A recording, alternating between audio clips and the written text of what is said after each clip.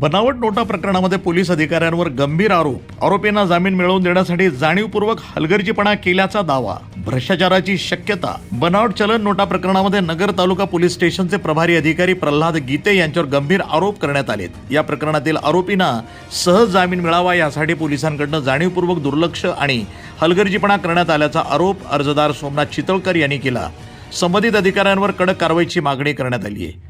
अर्जात नमूद केल्यानुसार दिनांक 27 जुलै 2025 रोजी बायपास रोड परिसरामध्ये बनावट चलन नोटा चलनात आणण्याचा प्रयत्न करणाऱ्या आरोपींना पोलिसांनी अटक केली होती। मात्र न्यायालयामध्ये सादर करण्यात आलेल्या जामीन अर्जावेळी पोलिसांकडून ठोस आणि प्रभावी भूमिका मांडण्यात आली नाही। परिणामी गंभीर स्वरूपाच्या गुन्ह्यातील आरोपींना सहज जामीन मिळाल्याचा आरोप करण्यात आला आहे। बनावट नोटांचा प्रकार हा केवळ आर्थिक गुन्हा नसून देशाच्या अर्थव्यवस्थेला थेट धोका पोहोचवणारा गंभीर अपराध आहे। असं असतानाही पोलीस प्रशासनाकडून अपेक्षित ती कठोर भूमिका घेतली गेली नाही, यामुळे संशय अधिक गडद झाला आहे।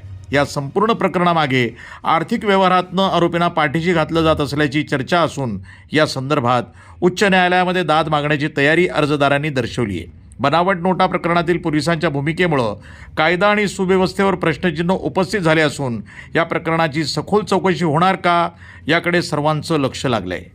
News today 24 Ahilyanagar.